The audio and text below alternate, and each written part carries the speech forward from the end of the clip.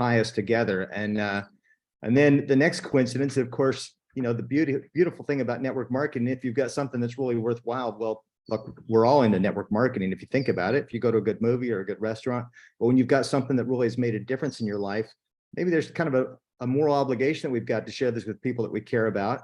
And there was someone in your life that you cared about, you went to school with, and maybe you can introduce Bob to us.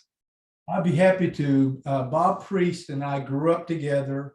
We were in the most amazing high school band. We were like state champions. Everybody in the state of Virginia knew about the J.J. Kelly High School Indian Band from this little tiny town with a population of 1,100, but we were known across that state because we're so good. But Bob and I became really good friends and close and stayed. And he became a band teacher just like me, as one of the proteges of that program. But Bart, as I told on the team call last night, because of what Bob had been through in his life, losing his first wife to early onset dementia, and then having a stroke after being married 3 months to his new wife, I literally hesitated calling him because of all the pain and suffering he'd been through. But I woke up one morning and I go, I gotta call Bob. And I think as he comes on and shares, he's thankful I did. Wow. Hey, welcome to the call, Bob. Hi, Bart. How you doing? Hi, Mike. Hey, Bob. So glad that you were able to join us, and what a powerful story. You know, let me just turn the time over to you. And I was really amazed to hear, I know Mike just kind of touched on it a little bit, but kind of what was going on in your life, because you just never you have no idea what's going on in some people's lives. And man, you'd been through it a little bit. So maybe just share with us what happened and where you were at, and maybe the pre-story a little bit. Well, you know, life happens to all of us. I guess it just depends on how you choose to go through it. But several years ago, as Mike said, I lost my first wife. Thank the Lord, I found a beautiful wife later on, and she's sitting here beside me listening to this. So I better talk about Sue, because I love her dearly. That was a blessing that I could talk all night about. But anyway, when Mike called me, I didn't want to hear from Mike. I had been in this other network business with him that kind of went south, and I was done with networking. I had been a 20-year veteran in a company with the big A, and did quite well with that, but I was burnt out. And after going through all the stuff that I had gone through, that was the least of my interest. But a couple of years back, I had a stroke. I was probably in the best health of my life. I had, after my first wife passed away, I was on a athletic vengeance to get myself back in shape, and was cycling up to 60 miles a day and running 5Ks, and very active, and had gone to a band event to judge in South Carolina, and my wife was with me, Sue. And I woke up that morning and my arm was heavy and tingling, and I thought I slept on it. And that's what my brain was saying, you slept on it. So during the morning, I'm trying to shake it loose, but I noticed that my gait was off and I was kind of going to the left a lot, but I was talking, I was walking, I was standing up, sitting down. So who would have thought that you had a stroke? And I went on to the event.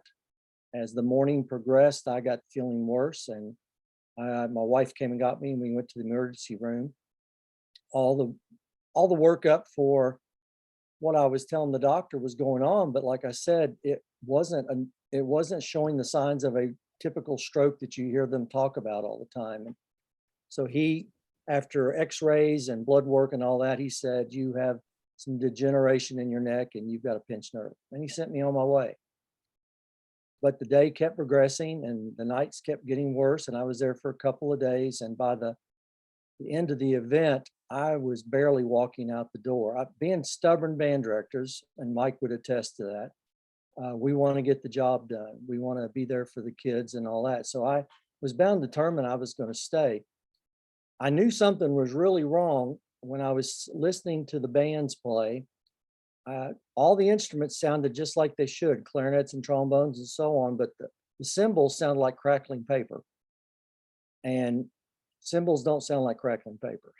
And so I knew something was really not right. And Sue rushed me back to Virginia.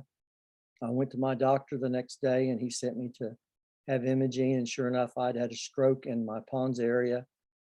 And my neurologist later told me that I was 1 centimeter away from being a quadriplegic. So that was a scary time. And I didn't know what to think.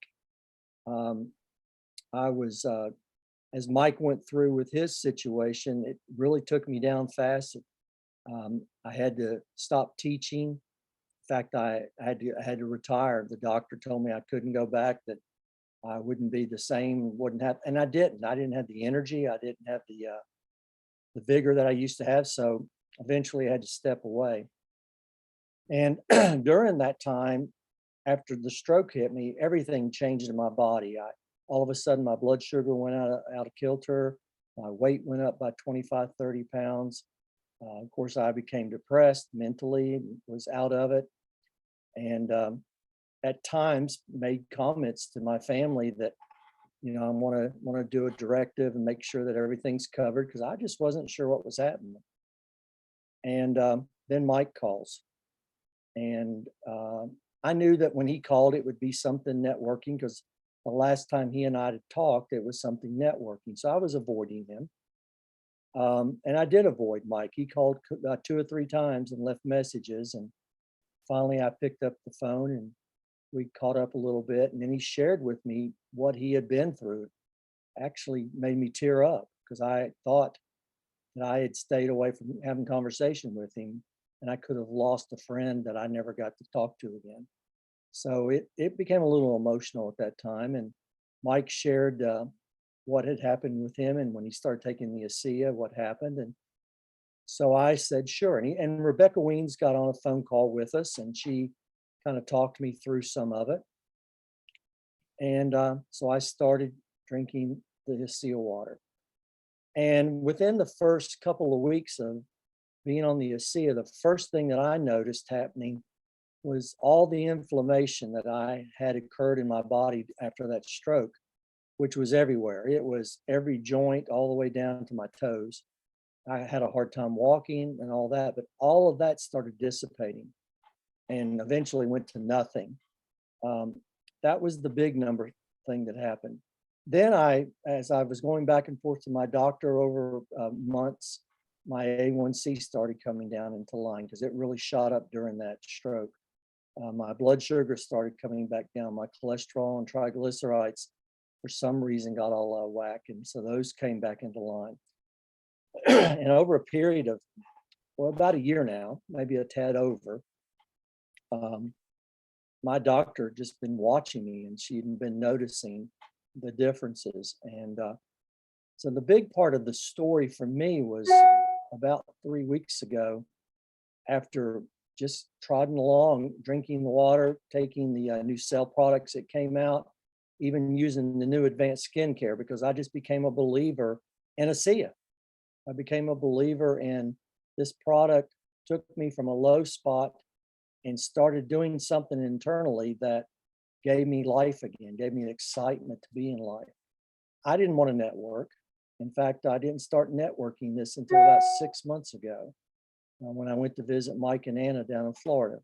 My wife and I went to visit, and something changed. And that change was, I was in the car with Mike and Anna and my wife. We were getting ready to go kayaking. And this book that Mike had been reading, he had on audio, and Mach 2 with Your Hair on Fire. I'm sure you all have heard of that. But there was one comment in there that caught my attention, and it really pricked my heart, and it had to do with purpose. And I realized that moment that I'd lost my purpose when I lost my career, because I loved teaching kids.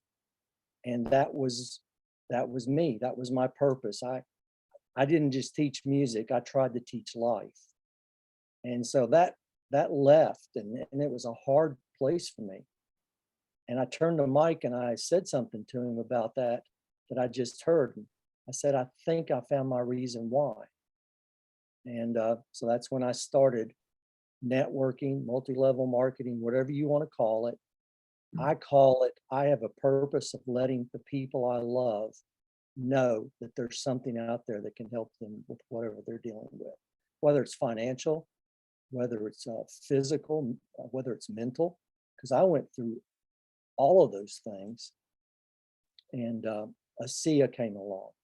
So Mike, first of all, I want to say thank you to you for listening to that Holy Spirit speak to you. And my family has benefited from this. My daughter has benefited from this. My wife, my son-in-law, my friends. But just 3 or 4 days ago, guess who got in my business with me? My doctor. And, I went to see her 3 months ago, and when she walked in, she said, Bob, you're glowing. And I said, yeah, I know I am. And it was because I started using this stuff right here. And my face was glowing. I've been using the Renew 28 for a year. So I didn't have any wrinkles. I'm 65 years old and you can't find a wrinkle on my face hardly. But she got excited about that. And she said, you know, Bob, I've had a lot of people come in my office and try to sell me something that they're taking, but I never saw a difference in their life. And this is the key. I never saw a difference in their life until you came in here and I saw not only what happened internally, but I see what's going on outside. And that's what caught her attention. And then it took a couple of weeks for us to get together with schedules, but she didn't even hesitate. She says, I'm ready to go. I know I need this in my life to help me, because she's still fairly young. She's in her 30s, she's almost 40, but she knows that she's getting older. So she needs this to continue having a healthy body. So don't hesitate to talk to those folks. But I had a change all the way through my life. I love that. Even the doctors, you know, as they see people age, they have all kinds of challenges come up, and just the power of prevention. So she gets it. We're not looking for sick people. We're looking for people that we can make a difference in their lives. And what a difference this has had. You know, what an amazing story. But I just have to I marvel at a couple of the timing at some of this. You mentioned that your wife Sue is next to you there. Yes. Yeah. She's keeping our dog away from us. I don't know if she wants to jump on camera, but oh, I love the dog. Look at that cute little puppy. Sue, I can only imagine you guys have been married for 3 months, and you're thinking, what did I get my hands on? What did I jump into when you had a stroke like this? So to be able to have your life back and to be able to have your husband back, my goodness. Wonderful. I was so blessed. What an amazing gift, and to be able to just share that gift with other people. So you know, I'm sure that had to been pretty tough to have gone through that and to come out on the other side. What a beautiful thing. Now,